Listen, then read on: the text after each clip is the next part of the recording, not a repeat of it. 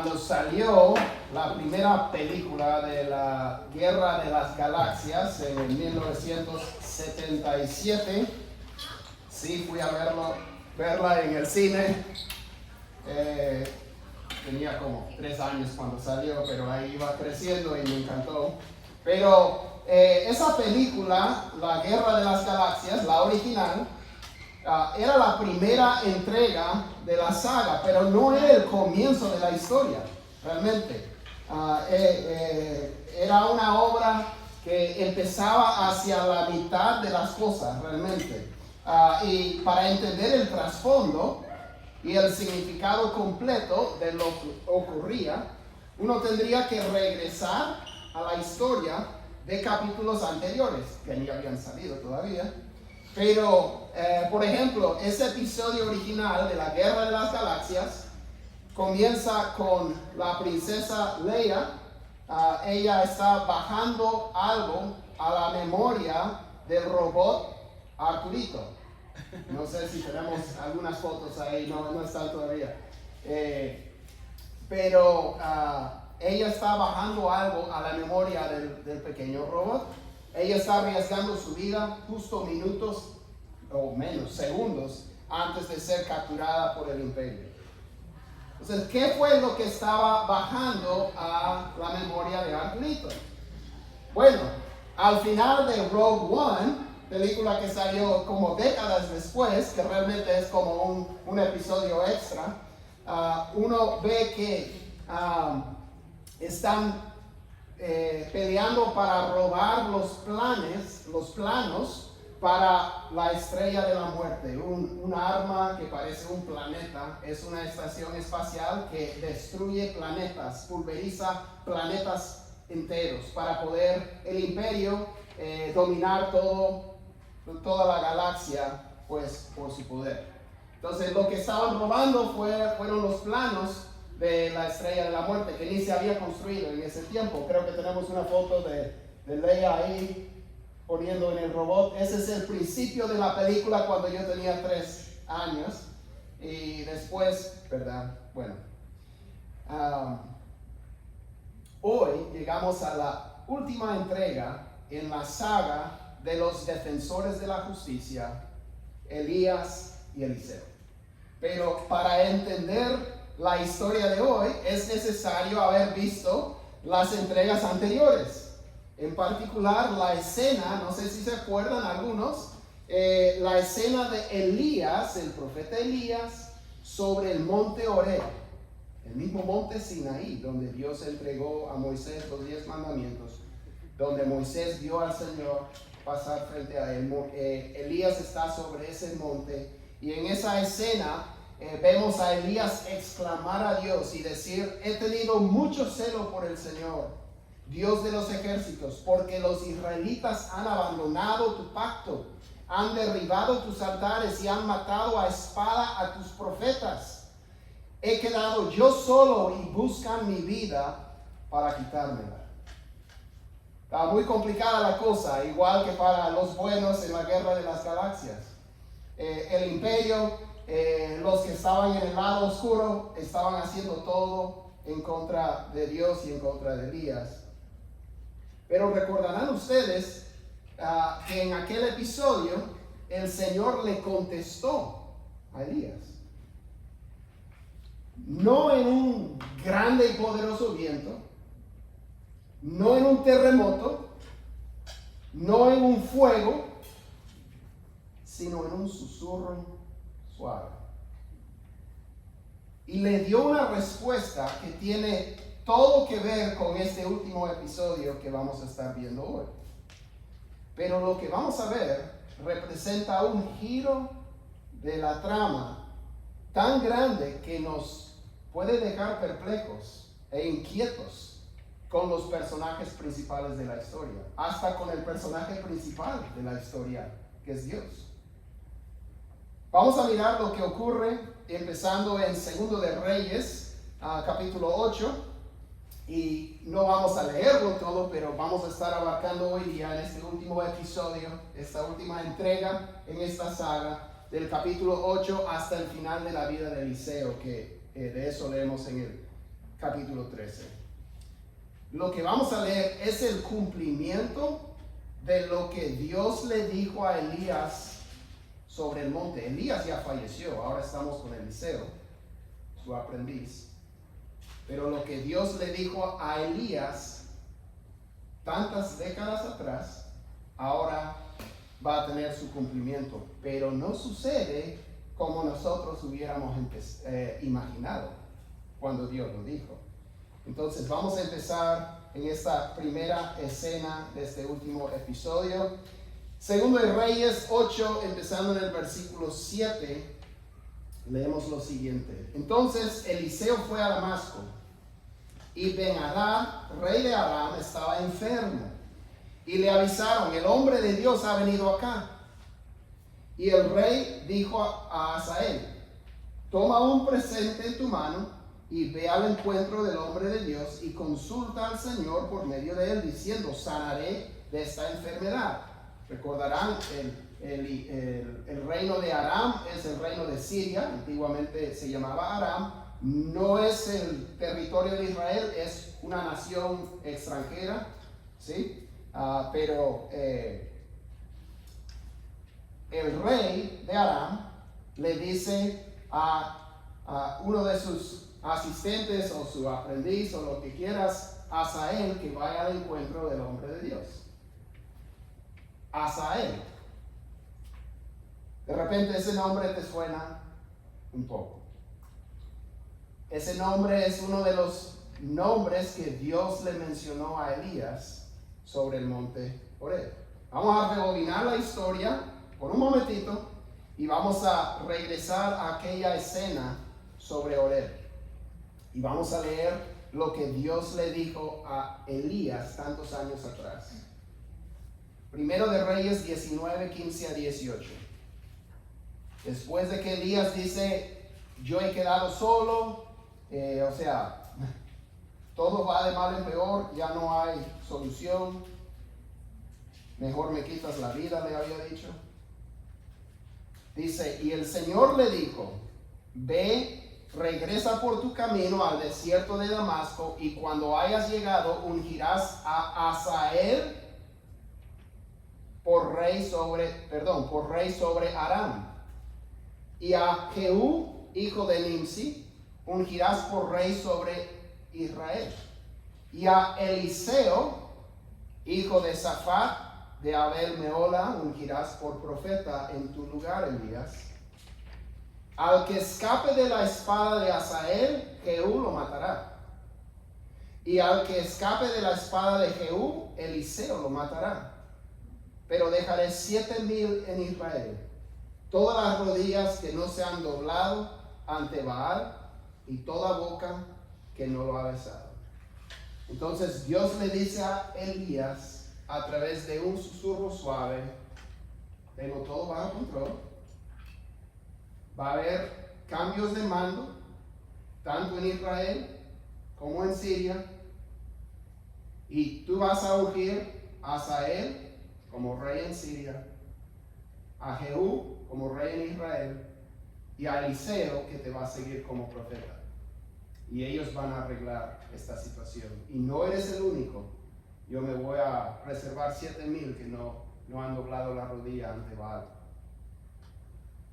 Ahora, cuando leemos eso, pensamos, qué bien, van a venir un rey justo sobre Siria, un rey justo sobre Israel y Eliseo, y entre ellos van a tener la oposición y ellos van a poder conquistar al lado oscuro.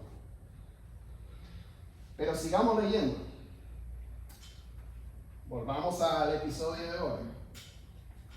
Rey de Aram está enfermo, el profeta viene, manda a su aprendiz o su asistente Hazael a ir al encuentro a preguntar si va a sanar el rey de la enfermedad.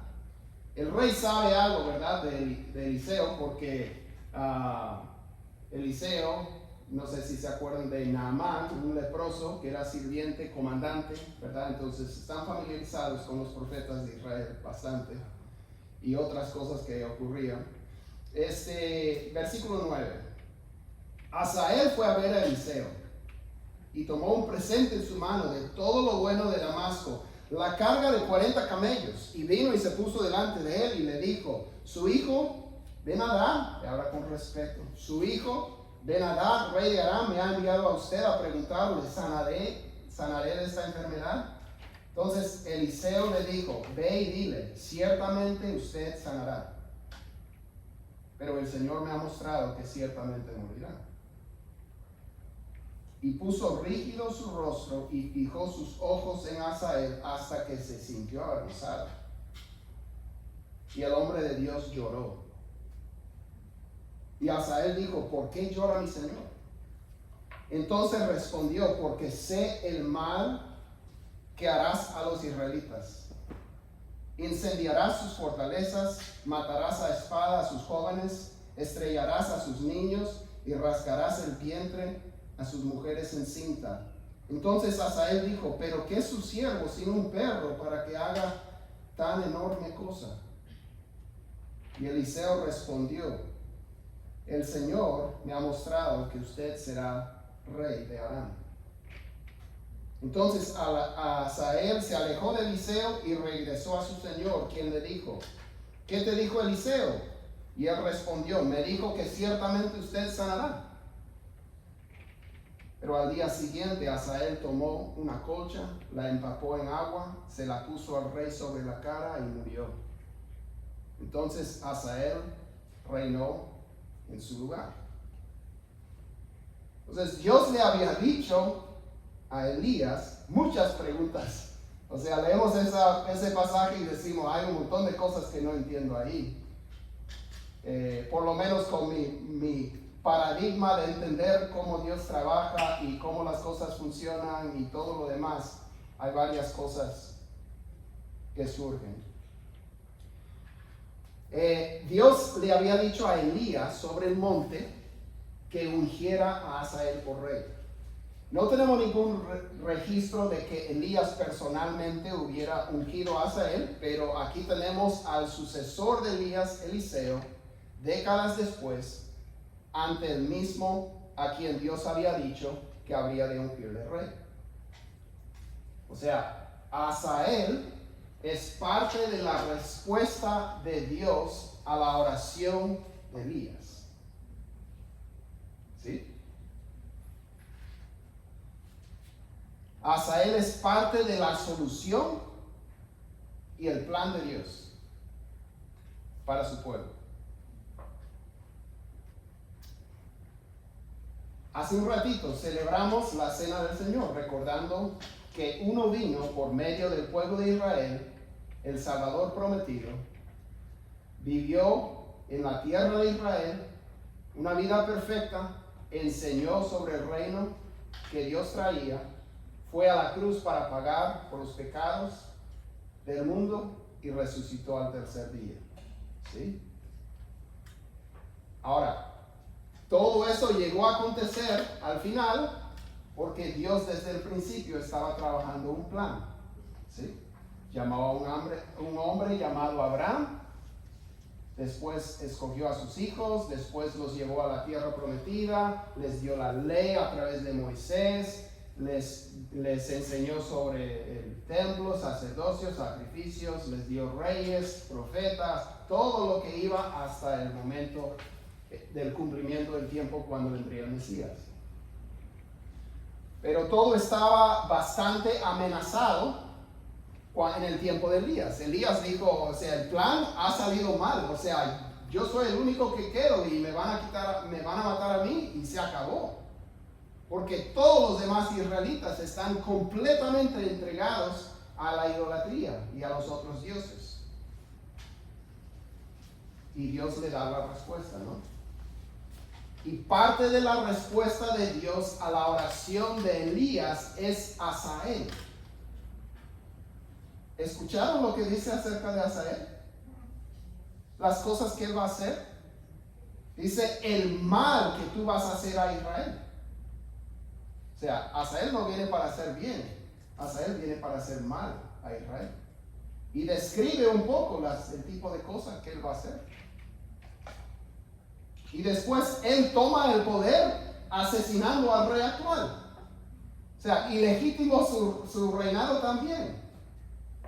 Y podríamos decir, si viviéramos en ese tiempo, y tengo que decir de antemano, antes de empezar a tocar estas cosas, yo no estoy hablando de ningún gobernante, ni gobierno, ni administración, ni régimen de hoy en día, ni del pasado en particular. Lo que estamos viendo aquí aplica a todos, ¿sí? Lo que estamos viendo es que a veces, muchas veces, cuando nosotros estamos diciendo, Dios, ¿dónde estás? No entiendo lo que estás haciendo. Dios sí sabe lo que está haciendo. Y sus planes son buenos, ¿verdad? Todo esto va a conducir a un pueblo, por lo menos en algo, temeroso de Dios, al cual va a venir el Mesías, que va a salvar no solamente a Israel, sino a todas las familias de la tierra.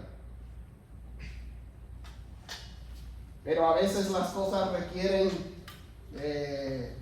a veces en inglés decimos, situaciones extremas requieren soluciones extremas, ¿sí? Conocemos a nuestro Dios. Dios es amor.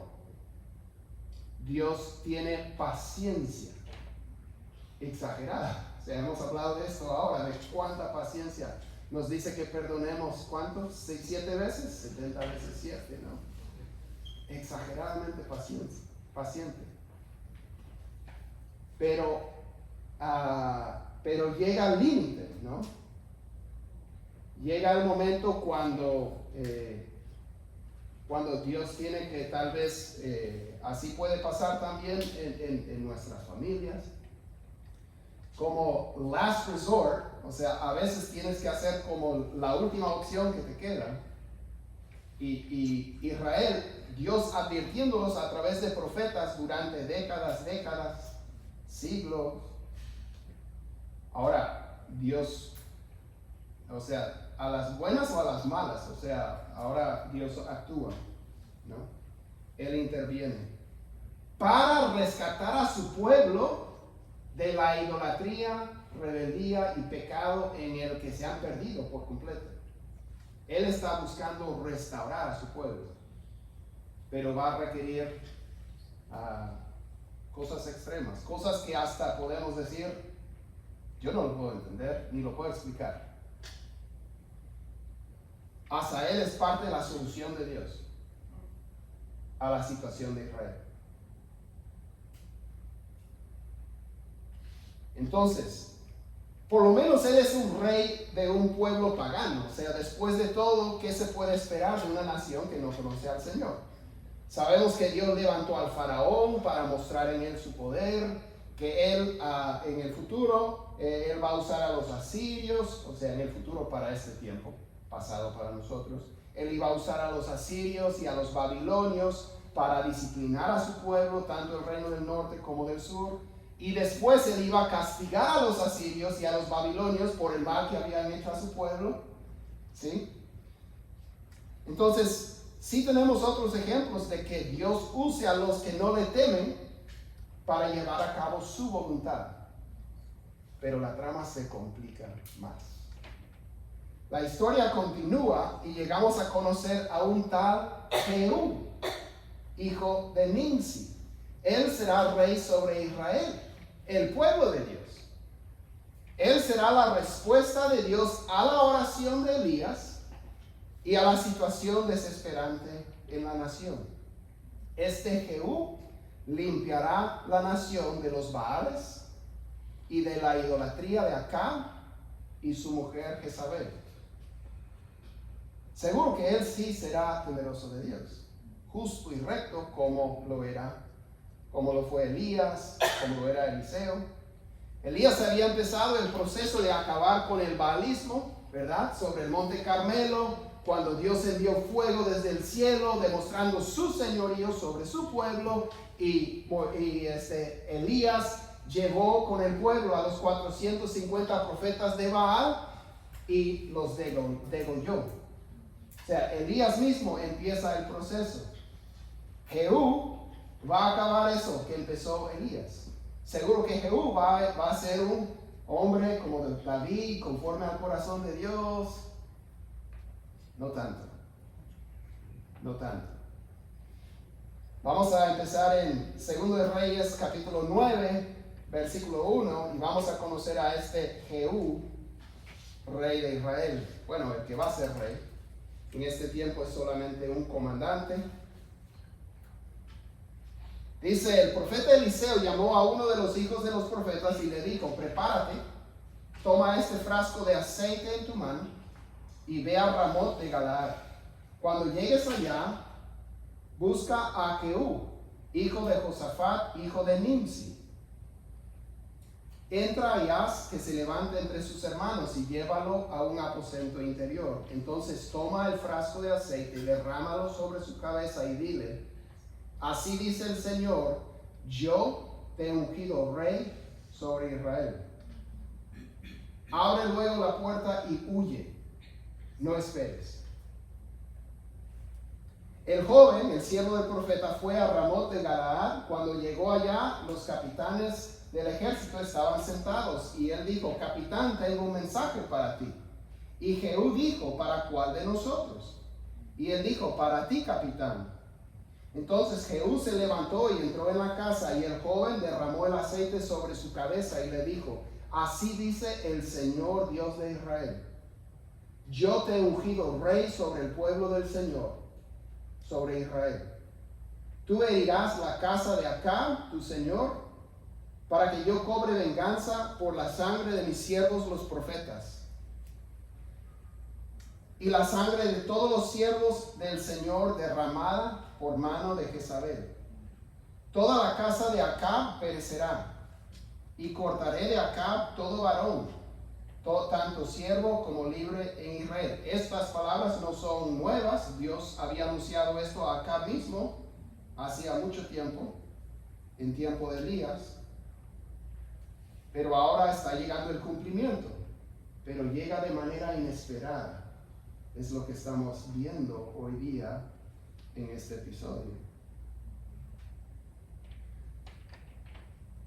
Versículo 9. Yo pondré la casa de Acab como la casa de Jeroboam, hijo de Nabat, y como la casa de Baasa, hijo de Ahías. Los perros se comerán a Jezabel en el campo de Jezreel. Nadie la sepultará. Entonces abrió la puerta y huyó. Entonces Jehú salió a los siervos de su señor y uno le dijo, ¿va todo bien? ¿Por qué vino a ti este loco? Y él les dijo, ustedes conocen bien al hombre y sus palabras. Y ellos dijeron, mentira, cuéntanos ahora. Y él dijo, así y así me dijo.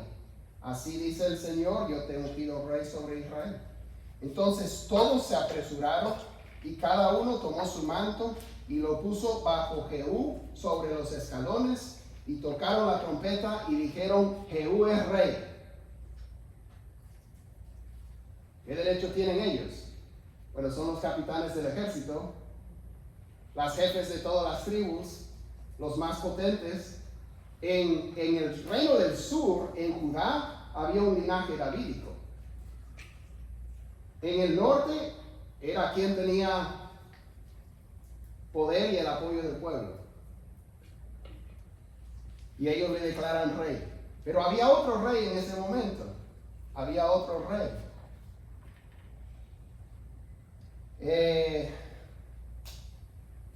Bueno, él va a tener un encuentro, él va corriendo hacia el palacio y el rey ve que viene acercándose una comitiva y él envía a alguien a caballo a ir a encontrarse con ellos a preguntar si vienen en paz. Y Jehú le dice, ¿qué tienes tú que ver con la paz? Ponte detrás de mí. El rey le envía a otro. ¿Vienes en paz? ¿Qué tienes que ver con la paz? Ponte detrás de mí. Y ellos nomás se ponen detrás de él. Viene. O sea, viene todo el militar. Es un golpe de estado. ¿Sí? Llegan y cuando se van acercando, el que está mirando dice, bueno, los dos que enviamos no han regresado, sino que se han unido a ellos. Y el que está guiando la carroza guía como Jehú. Parece que era conocido por su manera de manejar, ¿no? Entonces el rey dice, preparen los carros. El rey del reino del sur había venido a visitar. Entonces estaban los dos reyes ahí. Se suben a sus carros y salen al encuentro. Jehú le asesina al rey de Israel con su arco. Después le persiguen al rey de Judá, Ocosías, y también lo mata. Va a matar luego va a enviar mensajes a Samaria, donde están los 70 hijos de Acab, y va a decir a los ancianos de Samaria, bueno, escojan al más fuerte y pónganlo como rey y prepárense para pelear. Y la gente de la capital de Samaria dicen, pues si los reyes no pudieron vencerle, ¿qué vamos a hacer nosotros? Y dicen, no, somos sus siervos. Y él dice, ok, entonces si están de mi lado, tomen los 70 hijos de acá y tráiganme sus cabezas. Lo cual hacen. Todo está ahí. Traen las cabezas y le avisan, han traído las cabezas de los hijos de acá. Dice, póngalos en 2 montones fuera de la puerta de la ciudad. Y después él dice al pueblo, ustedes son inocentes de esa sangre. Dice, yo maté a los reyes, pero ¿quiénes mataron a estos? Después mató a todos los que permanecían de la casa de Acab en Jezreel, todos sus grandes, todos sus amigos cercanos, todos sus sacerdotes. Luego los familiares del rey del sur vienen de visita porque están entrecasados las familias de los dos reyes del norte y del sur. No sé si por eso, porque sus esposas, sus madres son de la casa de Acab, no sé, pero vienen 42 personas, dicen a qué vienen, vienen a visitar a los hijos de la princesa, de la reina, lo que sea. Dice, toma los vivos, los toma vivos, mata a todos ellos. Después a todos los demás que permanecían de Acab en Samaria, les da muerte. Es un hombre bastante sangriento. Ahora, Dios le mandó hacer eso. Recordemos, por ejemplo, cuando el pueblo de Israel iba y Dios había declarado que tenían que aniquilar alguna ciudad, había un rey anterior, Saúl, que guardó una parte, ¿no? O sea, la mejor parte, como para ofrenda al Señor, ¿verdad? Y le escatimó al rey. Perdió su reinado por eso. O sea, cuando Dios dice, cuando Dios decía, quiero aclarar, cuando Dios decía en tiempos del antiguo pacto, porque Dios tenía un plan que llevaba al Mesías y a la salvación de las naciones. Cuando Dios decía que se acabó el tiempo para una nación, una ciudad, lo que fuera, se había acabado el tiempo. El problema es que Jehú no lo hace con buenos motivos. Jehú está tratando de acabar con la oposición. Él está queriendo acabar con todos los que pudieran levantarse contra él a favor del rey anterior. Entonces, tenemos a un hombre sangriento, mal, y es tan raro que al final de su vida podemos ir a 2 de Reyes 10 y leer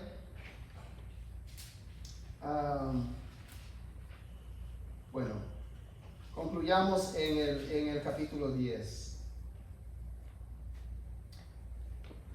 versículo 18. Dice, entonces Jehú reunió a todo el pueblo y les dijo, Acab sirvió a Baal un poco, Jehú los servirá mucho. Llamen ahora a todos los profetas de Baal, a todos sus adoradores y a todos sus sacerdotes, que no falte ninguno, porque tengo un gran sacrificio para Baal. Todo el que falte no vivirá. Pero Jehú lo hizo con astucia para poder destruir a los adoradores de Baal. Y Jehú dijo, santifiquen una asamblea solemne para Baal. Y ellos la convocaron. Entonces Jehú envió aviso por todo Israel y vinieron todos los adoradores de Baal. ¿verdad? El que se escape de la espada de Hazael, Jehú lo matará. El que se escape de la espada de Jehú, Eliseo lo matará. Pero dejaré 7,000 cuyas rodillas no se han doblado ante Baal. Dice, y no quedó ninguno que no viniera. Y cuando entraron en la casa de Baal se llenó de un extremo a otro. Y dijo al que estaba encargado del vestuario, saca vestiduras para todos los adoradores de Baal. Y él les sacó vestiduras. Jehú entró en la casa de Baal con Jonadab, hijo de Recab, y dijo a los adoradores de Baal, busquen y vean que no hay aquí con ustedes ninguno de los siervos del Señor, sino solo los adoradores de Baal. Entonces entraron a ofrecer sacrificios y holocaustos, y Jehú había colocado 80 hombres afuera, y había dicho, el que permita escapar a uno de los hombres que yo ponga en manos de ustedes, dará su vida por la de él. Tan pronto como acabó de ofrecer el holocausto, Jehú dijo a la guardia y a los oficiales reales, entren, mátenlos, que ninguno salga. Y mataron a filo de espada. Y la guardia y los oficiales reales los echaron fuera. Y llegaron hasta el aposento interior de la casa de Baal. Sacaron los pilares sagrados de la casa de Baal y los quemaron. También derribaron el pilar sagrado de Baal y demolieron la casa de Baal. Y la convirtieron en una letrina hasta hoy. Así Jehú extirpó a Baal de Israel.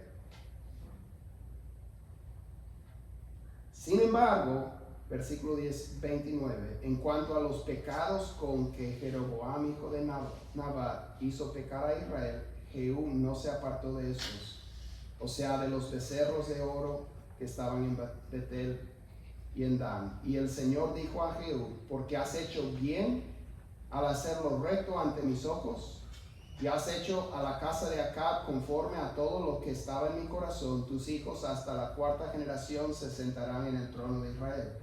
Pero Jehú no se cuidó de andar en la ley del Señor, Dios de Israel, con todo su corazón, ni se apartó de los pecados con que Jeroboam hizo pecar a Israel. Qué complejo, ¿no?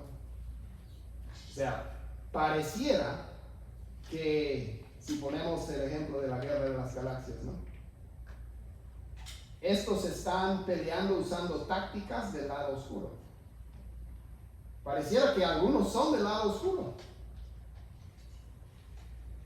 pero Dios los está usando para hacer lo que Él quiere.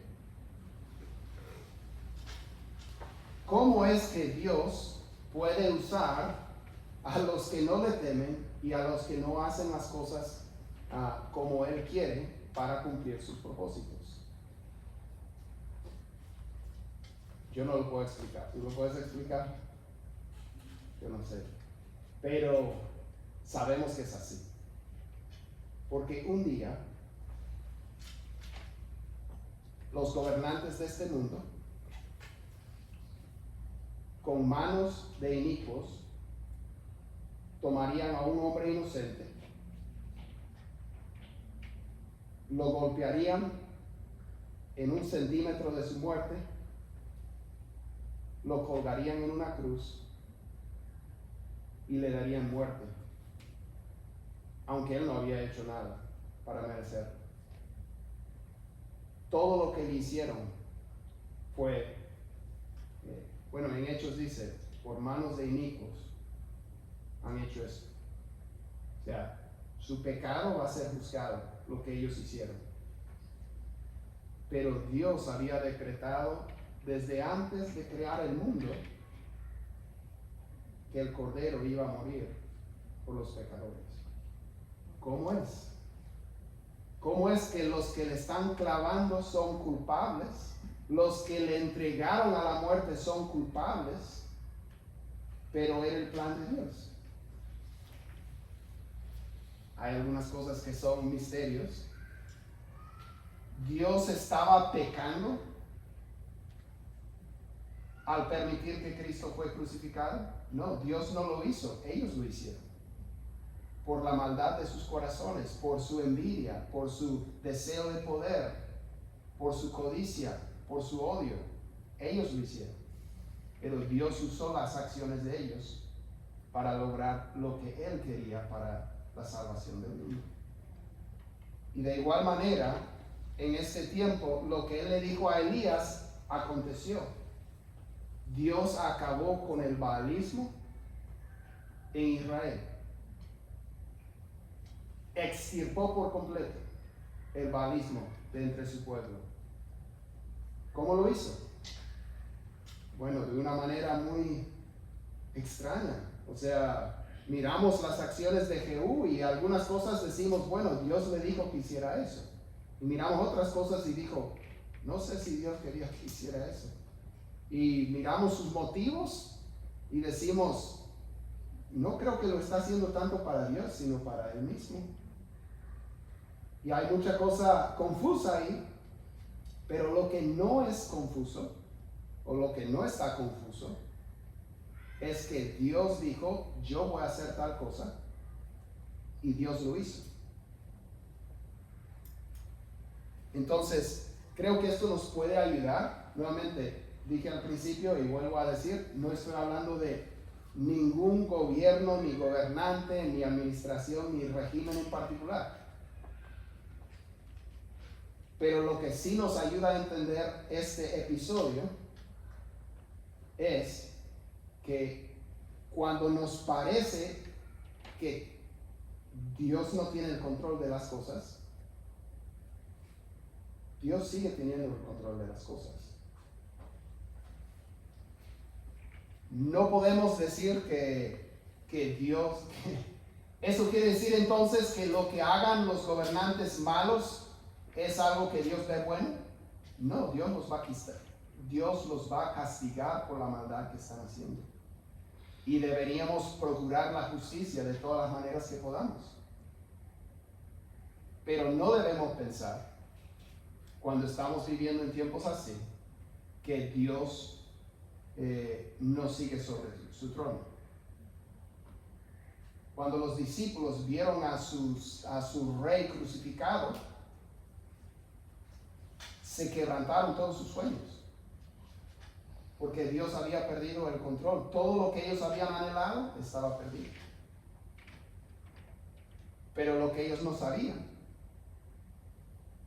es que todo lo que ellos anhelaban y lo que ellos esperaban, y más de lo que pudieran imaginar, Dios lo estaba llevando a cabo a través del mismo acto que estaban presenciando. Dios estaba orando. Entonces, recordemos quién tiene el control de la historia del mundo, quién la está llevando hacia el fin que Él tiene planeado, y de quién es el reino que viene en el futuro, reino de justicia y de paz y de salvación.